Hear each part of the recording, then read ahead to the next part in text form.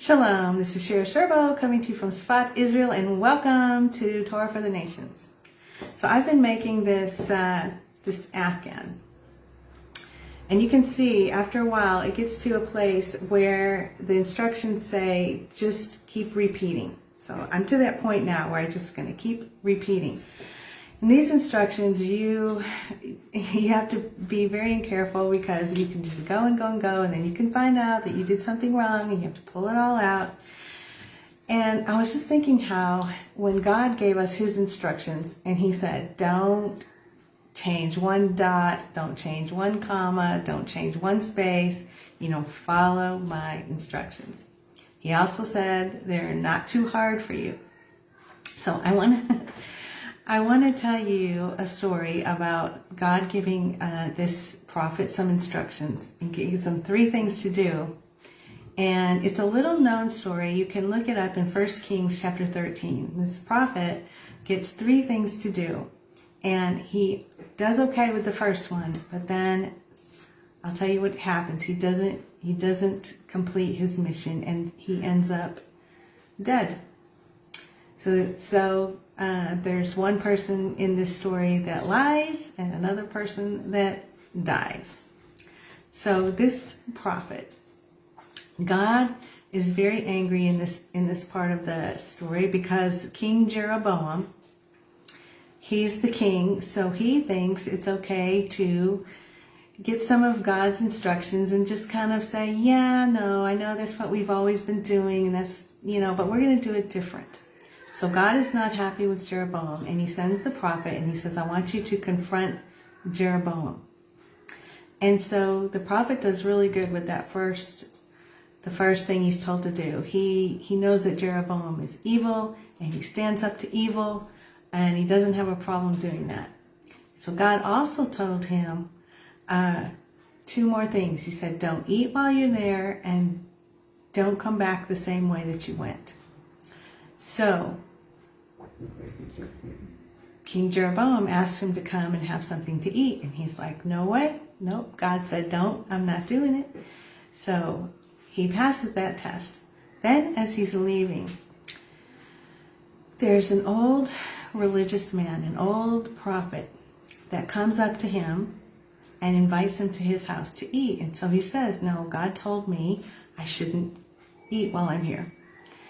So this old prophet says, oh, well, it's okay because the instructions changed, like an angel came and told me that it's okay for you to eat.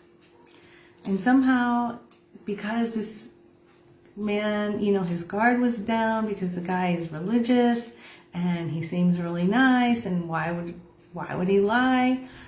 And so he completely lets go of what God told him, and he believes this man, that an angel had come to him, and he believes him that it's okay to go eat. And so you get to the end of the story, and this young prophet dies because he listened to this old man. So that's why I said one prophet lies, the other one dies.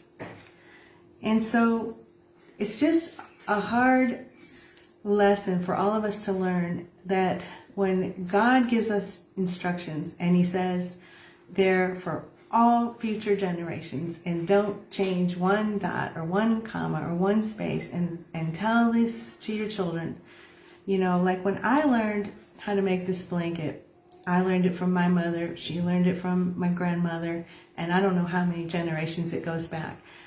But I know one thing, if I was to just get written instructions on how to make this, it would seem too hard. Like I need, and I think most people need, to have somebody actually show them this is how you do it. Now, we have YouTube videos that show you how to do just about anything, but you need those oral instructions. And so the Torah, some people got the written Torah, because when God gave the Torah, he gave a written and an oral Torah. And the people had like 40 years in the desert to practice this.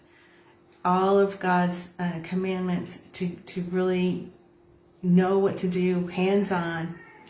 And so they got a written and an oral instructions. And so if you were just to get written instructions, you might look at that and go, oh, that's too hard. There's no way we can do that. But God has already told us he would never give us anything. He wouldn't be that kind of a father that would tell us to do something that we couldn't do.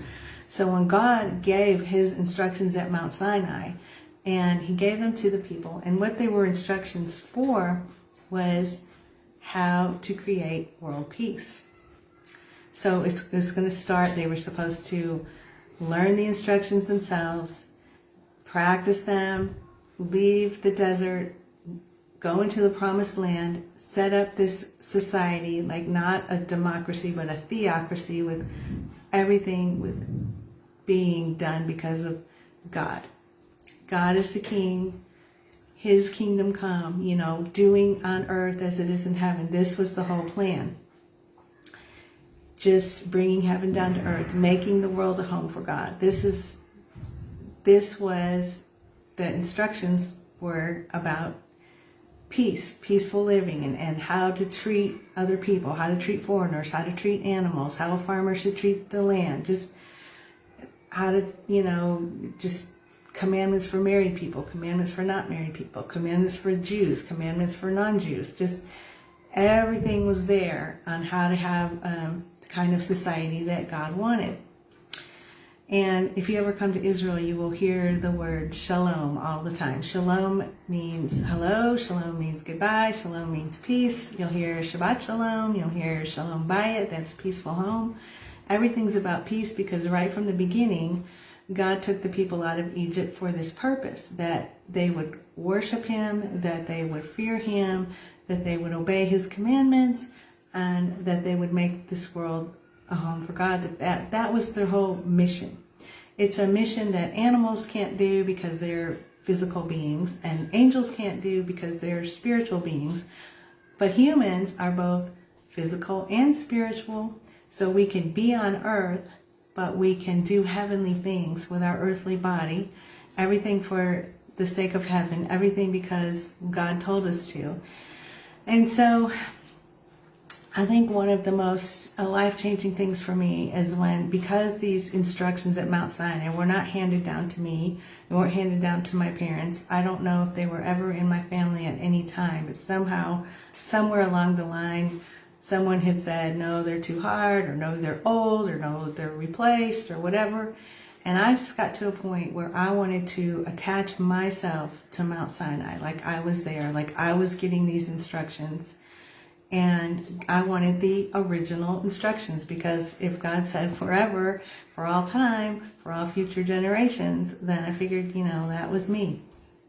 And so it's tricky, just like that, because there's a lot of people out there that they look, your guard is down. They look like religious, and they look like, why would they lie? Or why would they say an angel showed them something, or whatever? And it's like, you have to think, if God gave his instructions on Mount Sinai with thunder and lightning and millions of witnesses, if he changed anything, he's just not going to go whisper it to one person. And so that's the reason I wanted to just hook back up to God's original instructions and just get into this rhythm that he set up, this pattern. And in Ecclesiastes, the second to the last verse in the book of Ecclesiastes, it says, all things considered, all things considered, the end of the matter is fear God and keep his commandments, or this is the duty of man, or this is the complete man. This is what it's all about. This is our reason for being here, that we would worship God, fear God, and keep his commandments, and create the kind of world that he wants us to create. That's our whole purpose. So that is just kind of summed up in one verse there. So his commandments are not too hard. They're not old. They're not replaced. They're just something that they're doable. But you do need the written and the oral instructions. And so, we need to learn. If you ever wondered, if you know anything about history, and you look at this little country of Israel and how it's still here, you know it's a miracle. How empires have come and gone, and little bitty Israel is, in 1948 was kind of just miraculously, they say, beauty from ashes. After all the ashes from the Holocaust, now we have this beautiful state of Israel. So it's truly a miracle. And God said, there will always be some people that have these instructions, because there's going to come a time when more and more people are going to say, does anybody have those original instructions? What if we want to do those original instructions? How do we get back to that?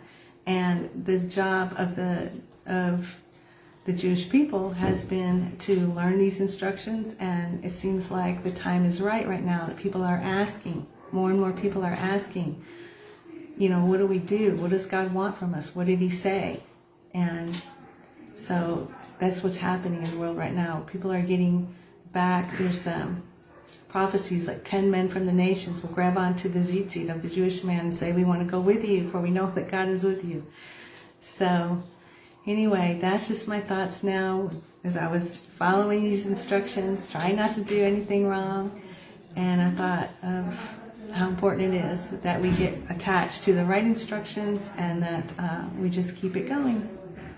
All right, shalom from Israel.